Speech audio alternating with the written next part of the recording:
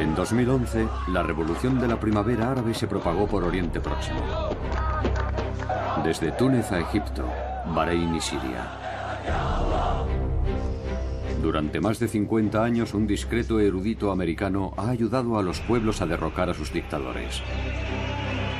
Sus tácticas de resistencia no violenta se han utilizado en Serbia, Ucrania o Irán.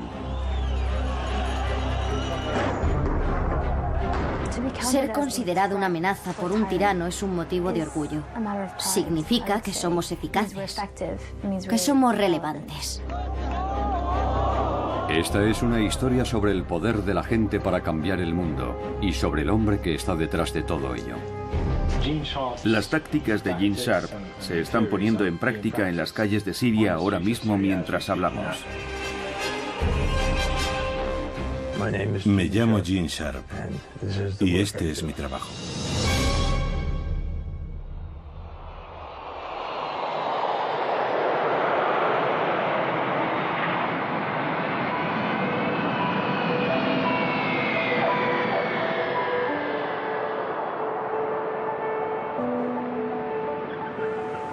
¿Cómo describiría su trabajo? Describir mi trabajo siempre ha sido un problema. Principalmente intento comprender la naturaleza y el potencial de las formas de lucha no violentas para socavar dictaduras.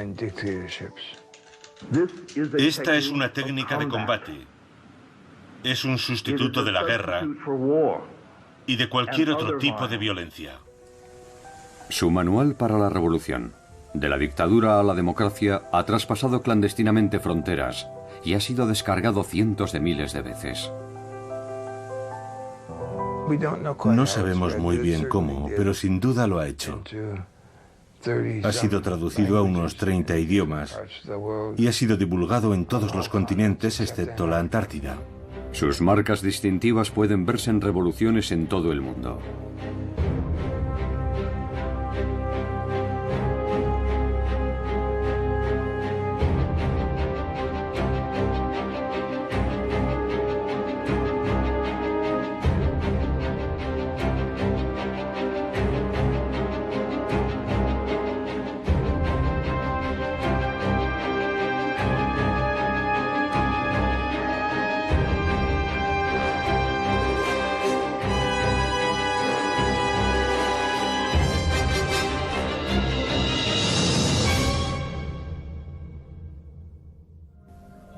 Los libros de Gene contienen 198 métodos de resistencia no violenta. Los famosos 198 métodos parecen haber tenido una extraordinaria respuesta. Son simplemente los 198 métodos específicos. Estas formas de rebelión son el boicot económico, la desobediencia civil, las protestas.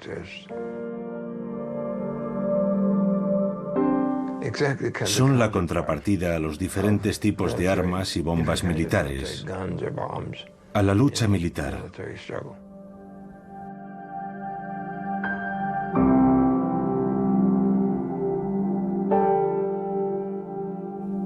De esa forma tienen algo distinto a la violencia y la guerra, y siempre lo tendrán. En 1983, Sharp fundó la institución Albert Einstein para difundir la lucha no violenta. Durante años son muchos los que han venido aquí, a Boston Este, en busca de ayuda. Yamila Rakib lleva más de 10 años trabajando para Gene. Había estudiado su trabajo a un nivel muy básico, así que la mayor parte de mi aprendizaje tuvo lugar cuando entré en la institución. Y me enganchó.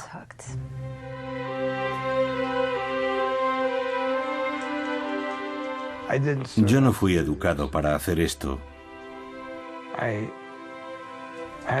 Yo tenía una formación religiosa que me llevó a querer transformar este mundo en un lugar mejor y en mejores condiciones que cuando lo encontré.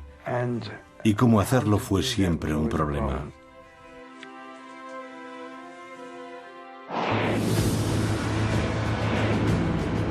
En 1953, Gene es enviado a prisión por rehusar su incorporación a la guerra de Corea. Me condenaron a 2 años, de los que cumplí 9 meses y 10 días. En aquellas circunstancias contabas los días igual que los meses, pero no creo que mi actitud sirviese para nada. Sirvió simplemente para mantener mi propia integridad moral, así que continué haciendo mi trabajo, que era lo realmente importante. Nunca conocí a Einstein, pero le escribí, no recuerdo cómo conseguí su dirección. Le dije, voy a hacer esto y voy a ir a la cárcel. Quería contarle que he escrito un libro sobre Gandhi, sobre 3 casos muy diferentes entre sí, acerca de la utilización de la lucha no violenta para la consecución de una mayor libertad, a través de medios no violentos. Y me contestó diciéndome que tenía muchas esperanzas, aunque también muchas dudas, y que le habría gustado tomar la misma decisión que había tomado yo, y que estaba muy interesado en leer el manuscrito que le había enviado. Y lo hizo, y escribió una introducción muy amable para el libro. Mientras estudiaba en Oxford, Jean tuvo su momento eureka. Un nuevo análisis sobre el poder de la gente para derrocar a un tirano. Si puedes identificar las fuentes del poder de un gobierno, como la legitimidad, el apoyo popular, el apoyo institucional, entonces sabrás de qué depende la existencia de esa dictadura.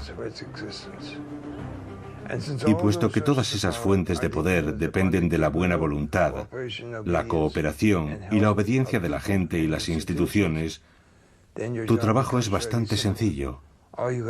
Solo tienes que reducir ese apoyo, esa legitimidad, esa obediencia, y el régimen quedará debilitado. Si eliminas esas fuentes de poder, el régimen caerá. ¿Y cómo se sintió En el momento eureka? Sí. Sentí un gran alivio, porque aquello fue lo que convirtió todo en realidad.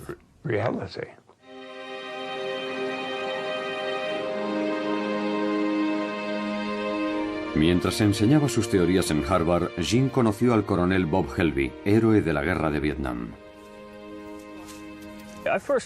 Conocí a Gene Sharp en la Universidad de Harvard. Yo estudié allí durante un año como investigador del ejército. Un día vi en el tablón de anuncios un aviso de un programa sobre sanciones no violentas a las 2 de aquella misma tarde.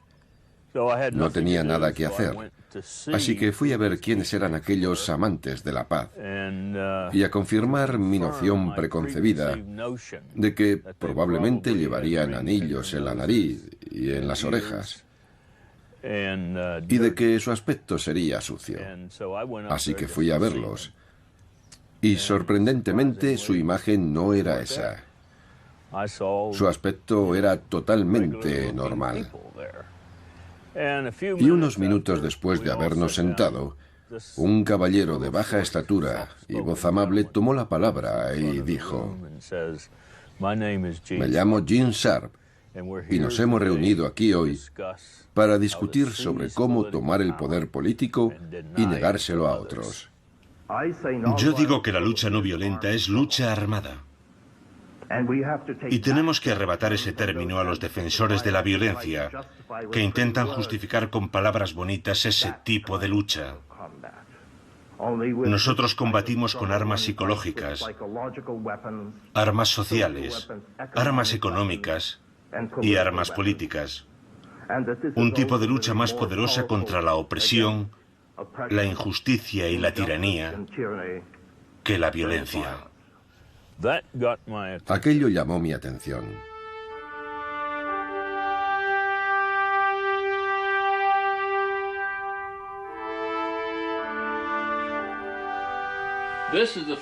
Esa es la bandera del 5º Batallón del 79 de Caballería de los Estados Unidos. El 7º de Caballería, como todos sabéis, era el regimiento del general Custer, que luchó y murió en la batalla de Little Big Horn. Este soy yo en mi juventud. Tenía mucho más pelo. Y este es el diploma de la Cruz por Servicio Distinguido que obtuve en Vietnam.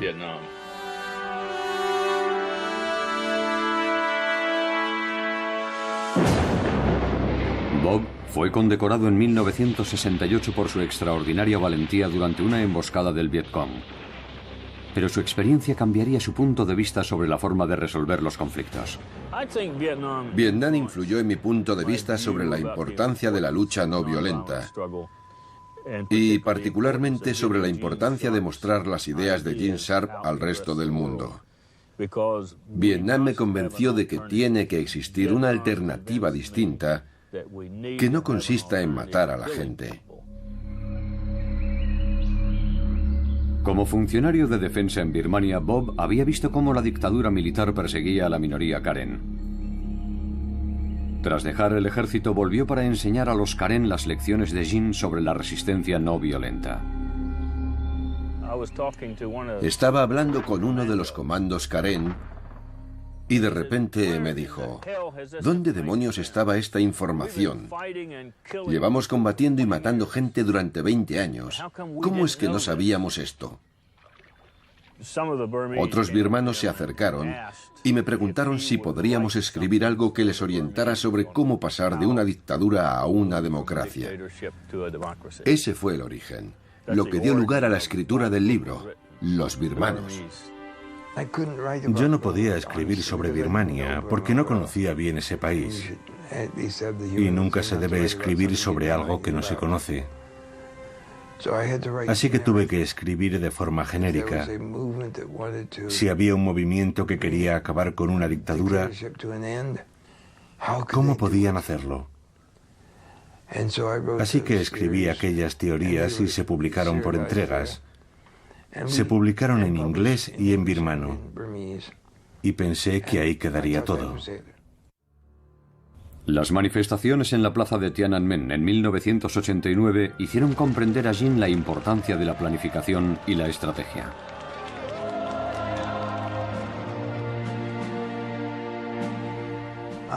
Fui a Pekín cuando las protestas de la plaza de Tiananmen ya estaban en marcha. Aquel acontecimiento no tuvo lugar solo en Pekín. Protestas similares estaban teniendo lugar en otras 350 ciudades de China. Pero no se planificaron, no se tomaron decisiones estratégicas, como cuánto tiempo había que permanecer en la plaza y cuándo había que abandonarla. Los estudiantes no tenían un plan, estuvieron improvisando constantemente. Y más tarde supimos que muchos de aquellos ciudadanos chinos que estaban en la calle protestando fueron tiroteados y asesinados.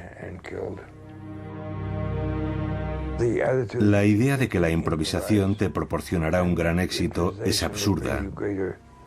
Es exactamente lo contrario. Si no sabes lo que estás haciendo, lo más probable es que te metas en graves problemas.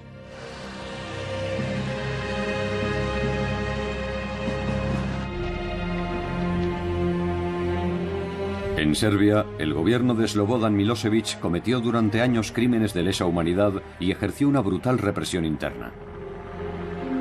Aquello alimentó la creación de nuevos grupos democráticos que lucharon para eliminarlo.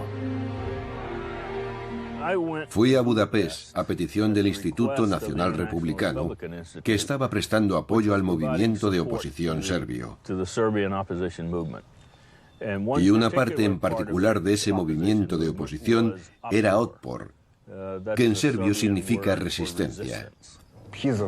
Como coronel retirado, tiene un enfoque muy militar. Su forma de hablar produjo una extraña impresión a aquel grupo de líderes estudiantiles. Hablamos durante un rato y dije: aquí falta algo. No hemos hablado sobre quién es el líder de esta organización.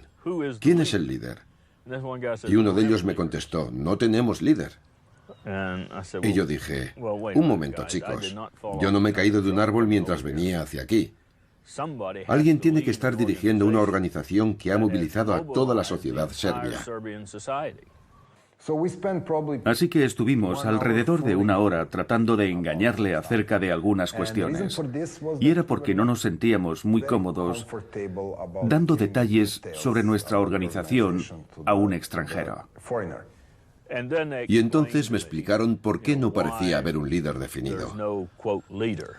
Lo hacían para ocultárselo al gobierno. El gobierno no sabía quién estaba al mando. Más tarde supe que estaba hablando con el líder, Sergei Popovich.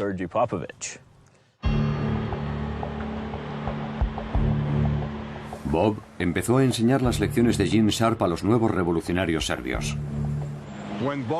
Cuando Bob Helby nos dio La política de la acción no violenta de Gene Sharp, me quedé maravillado y un poco avergonzado por no conocer un libro así, a pesar de que había una traducción al serbio de la dictadura a la democracia que tampoco había leído. Y ver escrito detalladamente en un libro cómo opera el poder, cómo funcionan sus pilares de apoyo y todas esas cosas que habíamos aprendido a base de golpes, fue realmente increíble.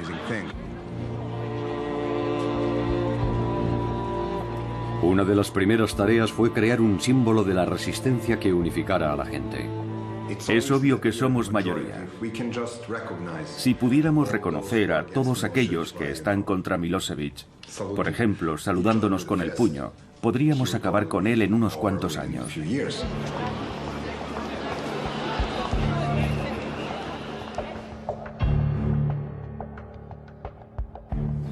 La atomización se produce cuando el régimen intenta hacer que cada individuo en la sociedad sea una unidad aislada. Es una de las principales formas de control de estos sistemas. Hacer que la población, que la gente, se tenga miedo, que tenga miedo a hablar, a actuar en grupo, que nunca le digan a un vecino o incluso a veces a un miembro de su familia lo que piensan realmente. Al ver el ejemplo de demostración de valentía por parte de otras personas, pasamos a ser nosotros. Y nosotros podemos hacer cosas que yo solo no podría.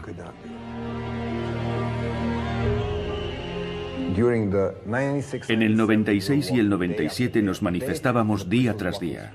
La policía nos bloqueaba y cada día éramos menos, porque era muy aburrido seguir en la calle durante el duro invierno. Así que dijimos, ¿por qué no vamos a casa y hacemos ruido desde nuestros balcones?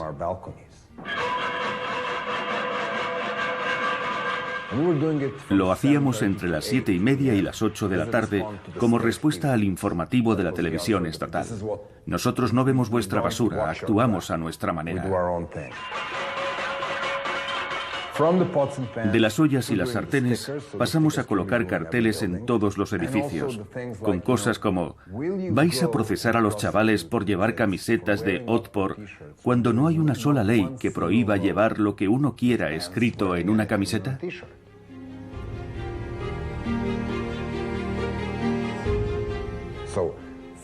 Así que los policías que entraban en los institutos y detenían a estudiantes solamente por llevar la camiseta, luego iban a casa y hablaban con su mujer, cuya amiga se estaba quejando porque su hijo había sido detenido. O tenían que hablar con su propio hijo, que venía de su colegio, en donde nadie quería estar con él o con ella, porque su padre estaba pegando a chavales de su barrio. Y así, la opresión sistemática dejó de funcionar.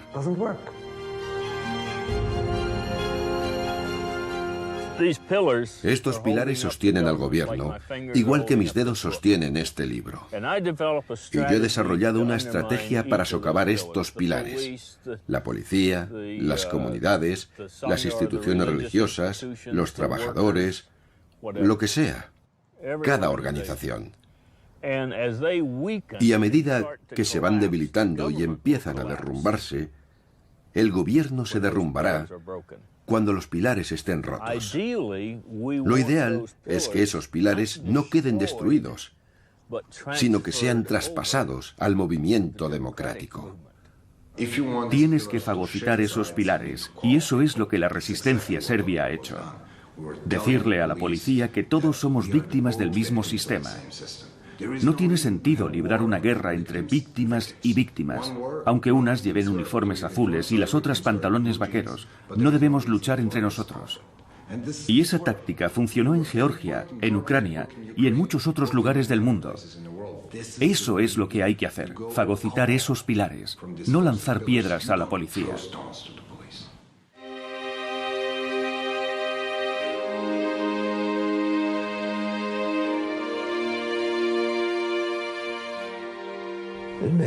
Hay mucha gente en situaciones de conflicto a la que le gustaría utilizar la violencia, pero sus adversarios casi siempre tienen muchas más armas militares, más armas violentas que los resistentes potenciales. Si como resistente eliges luchar con la violencia, tu adversario tendrá todas las ventajas, porque estás eligiendo luchar con las mejores armas que él posee. Pero puedes elegir luchar con armas no violentas, que son mucho más difíciles de contrarrestar para tu adversario.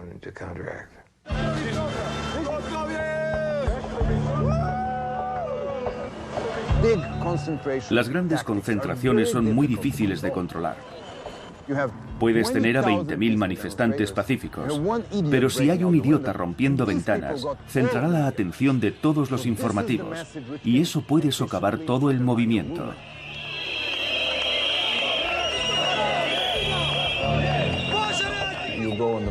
Si estás en una manifestación y existe el riesgo de que la gente sea detenida, ¿qué debes hacer? En vez de colocar a los tipos grandes delante, colocas a las chicas. Colocas a las abuelas, a los militares veteranos, de manera que la policía vea caras amistosas. Esa gente llevará flores y banderas y estará sonriente. Así haces la situación menos amenazadora y reduces enormemente las probabilidades de que se produzcan actos violentos. El 5 de octubre fue el triunfo de una estrategia, pero no fue así como lo vieron muchos espectadores o medios como la CNN. Ellos solo vieron gente, estruendo y nada más, pero fue el resultado de 10 años de intentos, 2 años de resistencia de Otpor y 5 campañas. Estábamos determinando la victoria en las elecciones. En septiembre de 2000, Serbia acudió a las urnas. La resistencia sospechaba que Milosevic amañaría las elecciones. Nosotros sabíamos que Milosevic perdería y sabíamos que no aceptaría la derrota.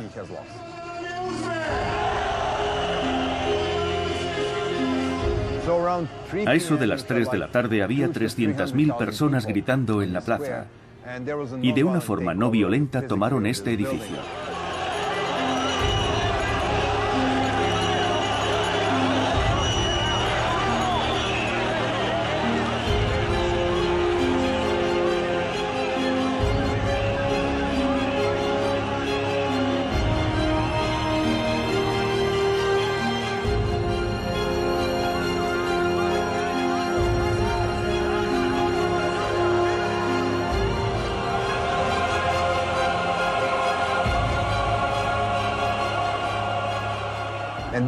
Cuando la gente entró en el edificio aquel 5 de octubre, encontró muchas papeletas premarcadas para Milosevic. Era allí donde se estaba llevando a cabo la trampa, en la segunda planta del edificio.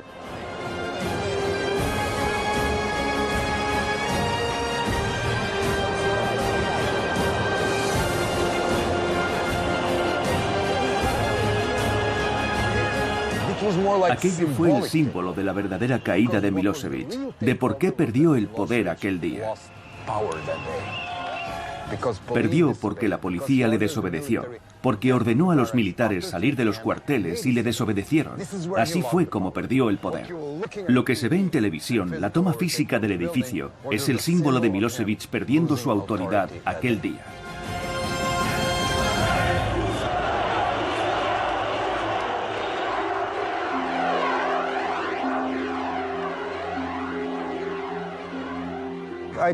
Lo que aprendimos de Bob, el pensamiento y la escritura de Gene Sharp, ha influido en nuestra forma de pensar y ha hecho nuestra lucha más eficaz en un momento muy importante, cuando estábamos preparándonos para la lucha decisiva. Creo que lo que Bob y Gene están haciendo es valiosísimo en todo el mundo. Y aunque las revoluciones no violentas no pueden ser exportadas o importadas, el saber cómo aplicar la lucha no violenta sí puede transmitirse. Y se está transmitiendo ahora mismo, mientras hablamos. Sentí una gran satisfacción porque se hubiese llevado a cabo una revolución no violenta. No hubo violencia por parte de la oposición democrática. Y eso demuestra que todas esas teorías que Jean ha estado exponiendo año tras año son alternativas realistas al conflicto violento. Después de lo de Serbia, estuvimos trabajando con georgianos, ucranianos, moldavos, iraníes, personas de Zimbabue, Colombia, Guatemala, Papúa Occidental, de lugares del mundo que no podría señalar en un mapa.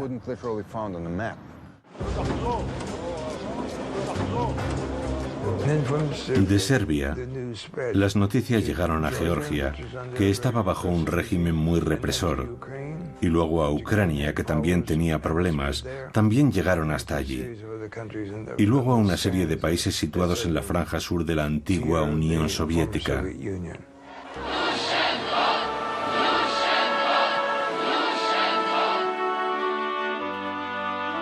Vladimir Viatrovich, uno de los líderes de la Revolución Naranja de Ucrania, utilizó el libro de Jean para convencer a los activistas de que había una poderosa alternativa a la violencia. Entre los grupos de protesta había diferentes ideas, y entre ellos gente que estaba dispuesta a utilizar la alternativa violenta.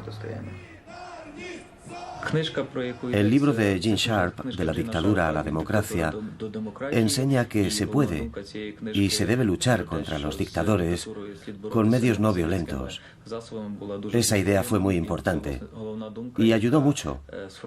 Fue una gran inspiración para la creación de la Revolución Naranja.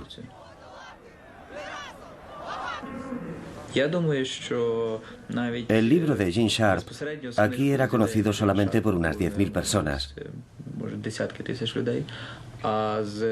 pero sus ideas eran utilizadas por cientos de miles que no sabían que aquellas ideas eran de Sharp.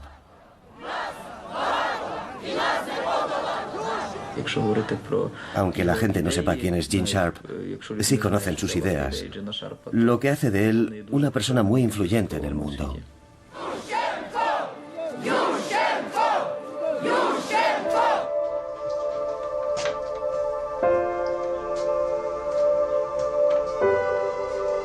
En el último piso de la casa de Jean está su refugio, su invernadero de orquídeas. Requieren bastante trabajo. Se han convertido en algo muy importante, porque son unas plantas a las que puedo tratar como necesitan ser tratadas. No hay que esperar milagros, pero si no tratas a una orquídea como se merece, o a cualquier otra cosa en la vida, no proliferará.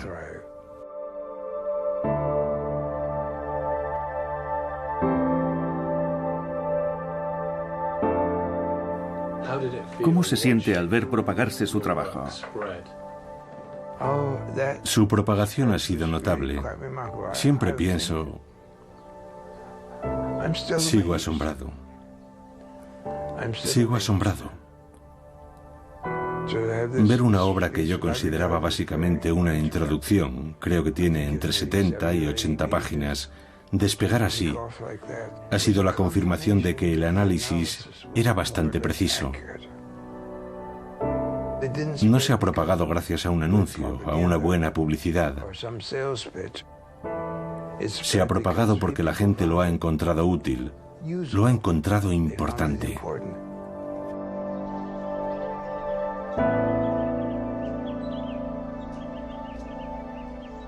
Los libros, la literatura, están ahí. En Internet, en las casas de la gente, en los discos duros, a un nivel global que no puede detenerse, que ya nada podrá detener.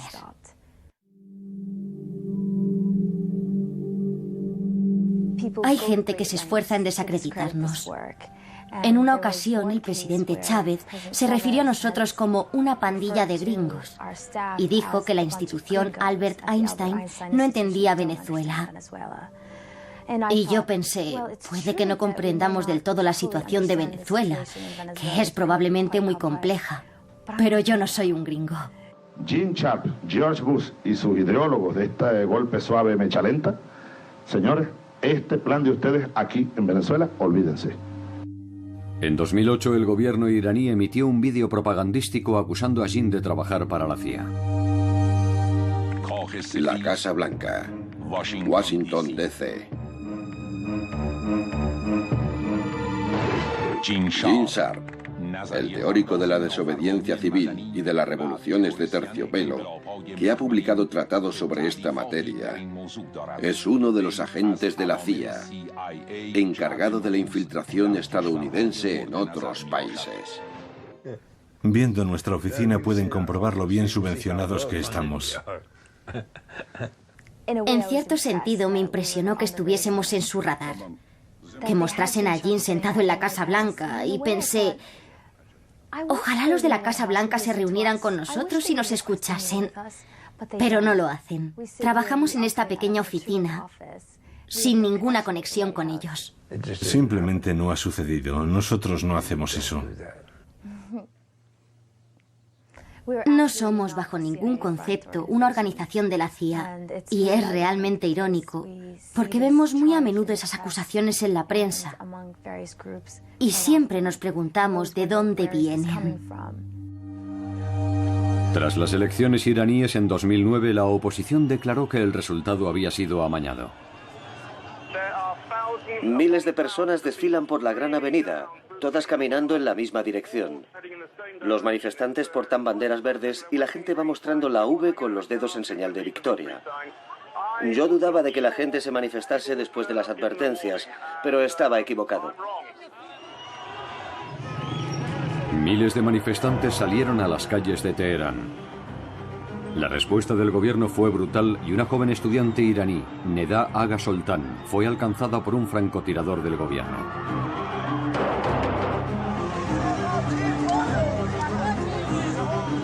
Su imagen se convirtió en la llamada a la movilización.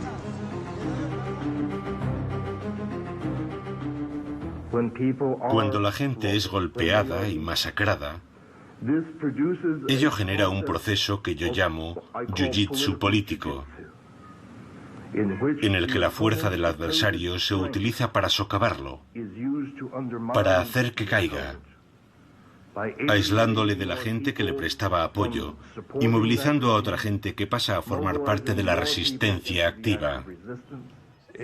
Es un efecto de contragolpe. Si el régimen es tan brutal, en vez de intimidar a la gente, que es lo que intenta, lo que consigue es que otros grupos e instituciones dejen de cooperar con él y de obedecerle. Y esa disminución de poder y de control hace que más y más gente se una a la resistencia. Iason Athanasiadis fue arrestado mientras informaba sobre la Revolución Verde. El segundo día tras mi detención me llevaron ante el fiscal jefe. Cuando me quitaron la venda de los ojos me preguntó, ¿sabes por qué estás aquí? Yo contesté, no tengo ni idea, solo sé que me arrestaron hace 2 días. Y él me dijo, hay una acusación muy seria contra ti. ¿Cuál es?, pregunté. Y me dijo, ¿no lo sabes? Espionaje. Él acarició su ordenador portátil y dijo, este ordenador contiene una traducción a la lengua persa de un libro de Gene Sharp, De la dictadura a la democracia, que es un manual para insurrectos. Un manual que proporciona docenas de sencillas instrucciones con las que derrocar a un gobierno legítimo, a cualquier clase de gobierno. Yo he leído ese libro, y mis colegas también. Los organizadores del levantamiento fueron acusados de utilizar más de 100 de los 198 métodos de Gene Sharp. Lo que su libro hace es enseñar a la gente que ella misma puede ser responsable de su propio futuro, de su propia liberación. La gente está empezando a liberarse. No tiene que depender de un poder externo. Este es Serja, mi gato, llamado así en honor de Serja Popovich. No tienen que depender de un poder externo, pueden hacerlo ellos mismos. ¿Y puedes imaginar lo feliz que eso hace sentirse a un país? Lo hemos hecho nosotros. Por eso es tan importante que transmitamos ese conocimiento. Los Estados Unidos no tienen por qué ocupar ningún país. No hacemos ningún bien con eso, ni nosotros ni la Unión Soviética. Dejemos a la gente en paz y démosle el poder para cambiar un gobierno si lo quieren cambiar. Ser considerado una amenaza por un tirano es un motivo de orgullo. Significa que somos eficaces, que somos relevantes. Significa que el trabajo que hacemos en esta pequeña oficina amenaza a esos regímenes. Y creo que eso está muy bien. Sí.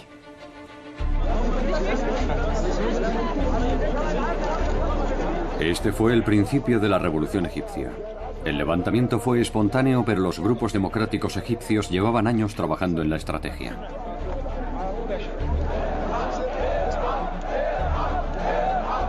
El grupo egipcio que falla visitó por primera vez a Jin en Boston en 2006. 5 años después, antiguos revolucionarios serbios estaban entrenando a nuevos grupos en El Cairo. Y la Hermandad Musulmana Egipcia colgó el libro de Jin, traducido al árabe, en su página web. Cuando llegó el momento, estaban preparados para liderar la revolución. Conectamos en directo con la Plaza Tahrir, la Plaza de la Liberación. Rory, conocemos las altas medidas de seguridad que se iban a tomar alrededor de la plaza. ¿Se respira un ambiente diferente al de ayer o al de antes de ayer?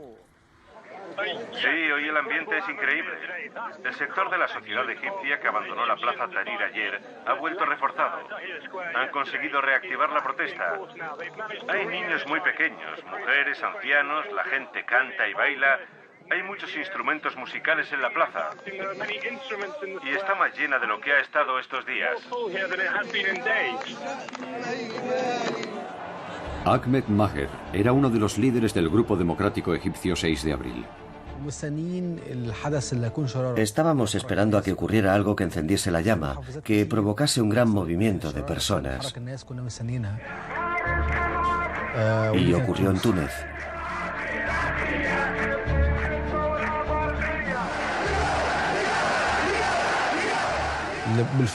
Siempre ha habido rivalidad entre Egipto y Túnez en el fútbol.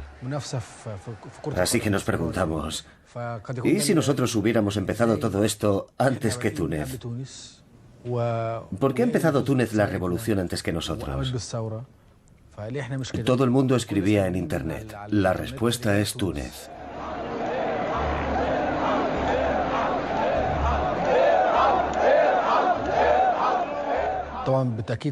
Por supuesto que los libros de Gene Sharp tuvieron un gran impacto en nuestro movimiento. Y también encontramos en Internet otros libros y películas que, al igual que Gene Sharp, hablaban de la poderosa lucha no violenta, de cómo desarrollar esa lucha no violenta y ponerla en práctica para conseguir nuestros fines. Así que hubo muchas fuentes de inspiración para esa idea. La protesta pacífica crecía y el presidente Hosni Mubarak intentó intimidar a los manifestantes con armamento bélico.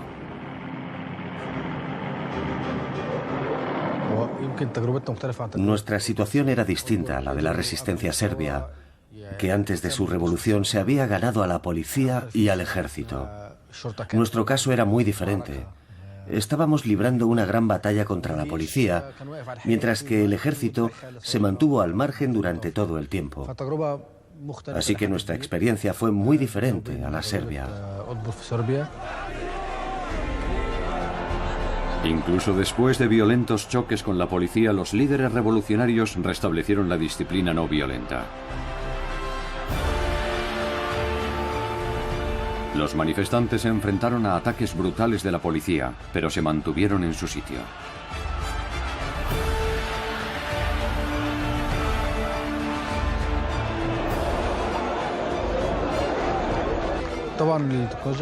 La tecnología jugó un papel vital a la hora de comunicar y extender nuestro mensaje. Jugó un papel fundamental en nuestra estructura interna.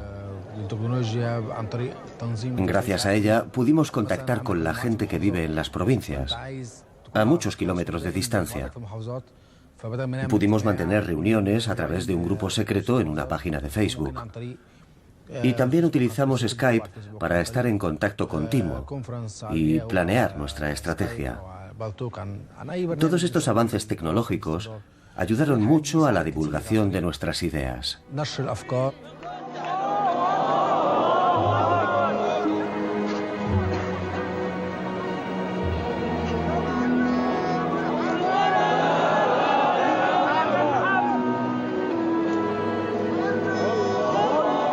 Mientras los musulmanes y los cristianos se protegían mutuamente durante sus rezos, sus líderes trataban de ganarse el apoyo del ejército. ¿Qué hizo que el ejército nos apoyase al final? El ejército, a fin de cuentas, proviene del pueblo. Sus miembros son parte del pueblo y tiene un importante papel nacional. El papel de la policía tenía más que ver con el amaño en las elecciones y la protección a los corruptos. Luchaba por asegurar su supervivencia.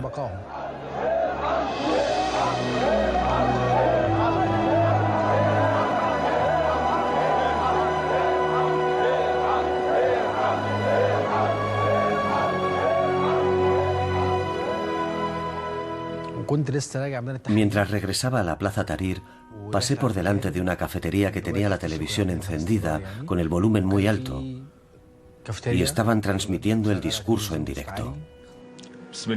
En nombre de Dios misericordioso y compasivo, conciudadanos, teniendo en cuenta las difíciles circunstancias por las que atraviesa nuestro país, el presidente Hosni Mubarak ha decidido renunciar a su cargo como presidente de la República.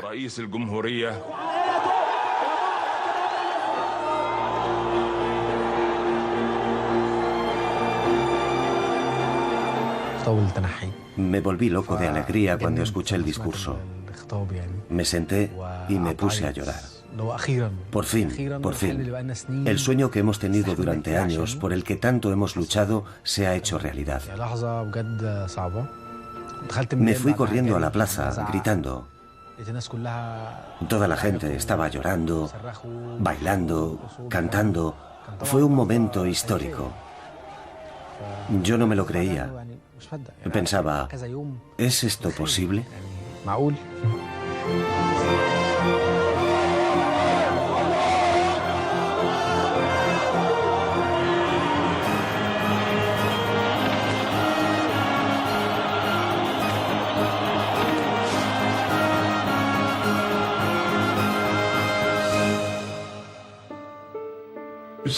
Alguien sabía muy bien lo que estaba haciendo. Y no necesitamos que nadie nos atribuya o me atribuya el mérito si no es merecido o no está documentado.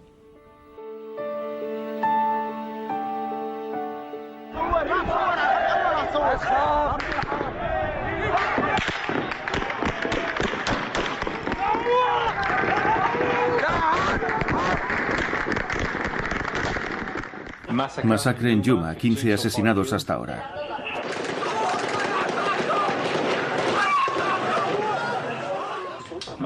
Osama Monayed es experto en comunicaciones y uno de los líderes del levantamiento sirio. Esto es un vídeo de un chico al que disparan. Un niño grita, "Mi hermano, mi hermano". Osama coordina una red de cámaras secretas por todo el país. Es una cámara de alta definición conectada a un módem vía satélite que obtiene imágenes en directo y que transmite por Internet. Hoy hemos conseguido enviar estas imágenes a Al Jazeera. Las tácticas y teorías de Gene Sharp se están poniendo en práctica en las calles de Siria ahora mismo mientras hablamos.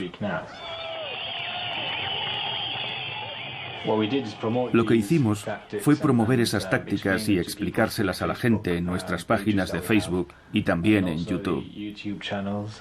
Así es como se aplican, poniendo flores en los puntos donde han caído los héroes, mostrando ilustraciones de la campaña de grafitis durante las manifestaciones.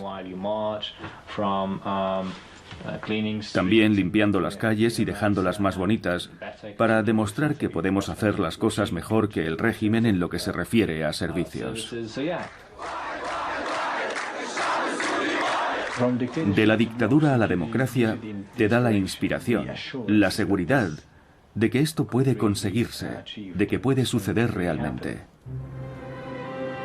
En el verano de 2011, tras un ataque brutal del ejército sirio, Osama viajó a Boston para reunirse con Gene. ¿Cuándo estuviste aquí por última vez? No recuerdo exactamente. ¿Fue en 2007 o en 2006? Sí, hace años. Cuando solo había unas cuantas personas que creían en un escenario de resistencia no violenta en Siria. cuando solo unos pocos creían que esto podía suceder realmente en un país como Siria. Muy bien. Todo listo.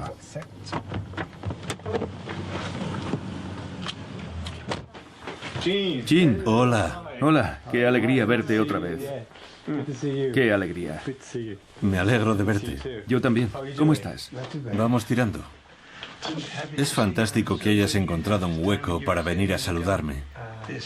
El placer es mío. Y te puedo asegurar que hay muchas cosas de las que hablar. Este es un nuevo territorio para nosotros. Sí, sí. Nunca hemos estado allí en persona y los casos que hemos estudiado no coinciden exactamente. Es un hombre tan humilde y tan sensato. Y hablando con él te das cuenta de lo increíble que resulta que todos estos extraordinarios escritos provengan de esa pequeña oficina en el viejo Boston. Es realmente interesante. Tal vez hay una cosa que se ha aprendido, entre comillas, de Túnez y Egipto, y que yo considero un error, un grave error, y es que el gobernante existente tenga que dimitir. No tiene que dimitir. Si le quitas todos los apoyos que lo sostienen, caerá. Independientemente de lo que él quiera hacer. Esa es la diferencia entre la coerción no violenta, cuando tiene que dimitir porque se le obliga a hacerlo, y la desintegración, cuando el régimen sencillamente se desmorona. Ya no queda nadie con poder suficiente para dimitir.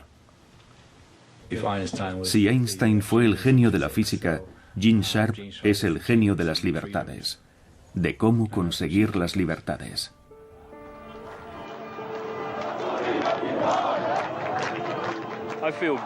Me siento satisfecho al saber que estamos propagando el mensaje. Y si los pueblos siguen el consejo de Gene en cuanto a librar una lucha no violenta, tarde o temprano ganarán. La ventaja que tenemos utilizando este tipo de lucha, el pueblo contra el tirano, es que mientras no nos rindamos, nunca seremos derrotados. Y esa es la clave. Mientras no te rindas, no estás derrotado. Yo creo que con el paso del tiempo, Gene Sharp será un nombre emblemático. Creo que sus libros estarán en todas las bibliotecas del mundo y serán traducidos a la mayoría de los idiomas. ¿Podrá esta institución sobrevivir hasta entonces? Sin duda. Esperamos que sí. La acción no violenta políticamente significativa ha tenido lugar en al menos los siguientes países: Guatemala, Australia, Tailandia, Birmania, China, Japón, Georgia, Irán, Kurdistán, Rusia, Serbia, Ucrania, Venezuela, Vietnam, Zimbabue y seguramente haya alguno más.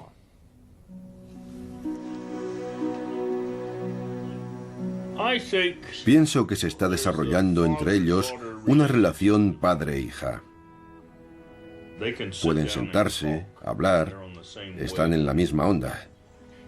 Ella lo protege y creo que lo quiere como una hija quiere a un padre. Gene Sharp es, por supuesto, mi mentor personal, pero creo que ha representado ese papel para multitud de seres humanos. Es una persona que ha dedicado su vida a proporcionar los medios para que la gente oprimida pueda alcanzar la libertad de forma autosuficiente. Y eso es algo que ha cambiado el mundo y continuará haciéndolo de forma extraordinaria. Es algo muy personal. Es simplemente amor.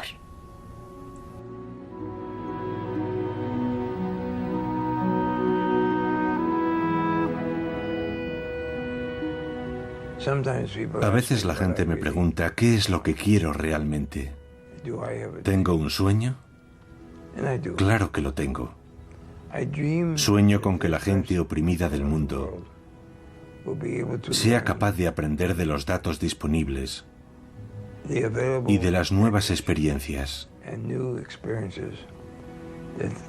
Sueño con que este tipo de lucha no violenta se pueda utilizar para la liberación de toda opresión y para sustituir a los conflictos militares y violentos, de forma que ya no tengamos que librar batallas contra el terrorismo, porque las personas que podrían haberse convertido en terroristas han elegido utilizar este tipo de lucha para ayudar a la gente oprimida y cambiar así sistemas políticos en todo el mundo. Me llamo Gene Sharp y este es mi sueño.